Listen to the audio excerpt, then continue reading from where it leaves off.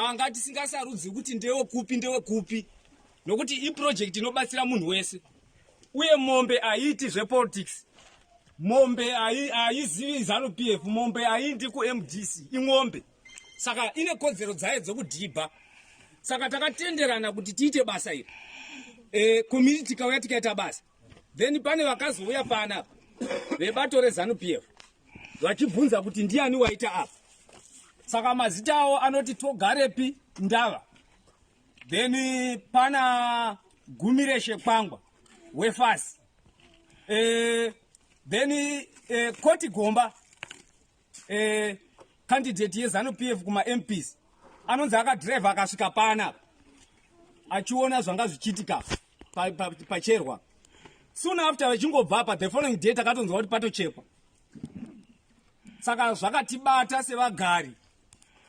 ward 18 takamirira dhibha redu saka mechiona vanhu vese vari pano nana mai vari uko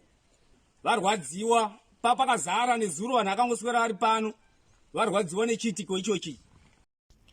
Hi guys and welcome to my channel. If you are new here, please do subscribe and hit the notification bell.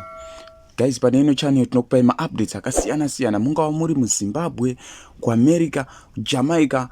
China,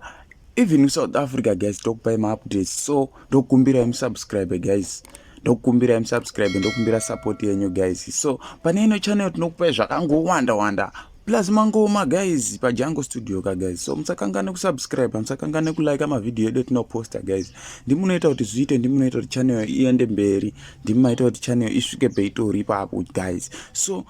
without wasting your time, zvonere zvetinazvo muzvara nhasi, watch out. Tikawirirana tikataurana sabhuku vakati tine challenge yemvura vari kumwa murwizi macho aka saka vakatitendera kuti mvura ngaicherwe saka takauya pano tikaita basa secommunity takaungana tanga tisingasarudzi kuti ndewe kupi nokuti i project inobatsira munhu wese uye mombe aiti zvepolitics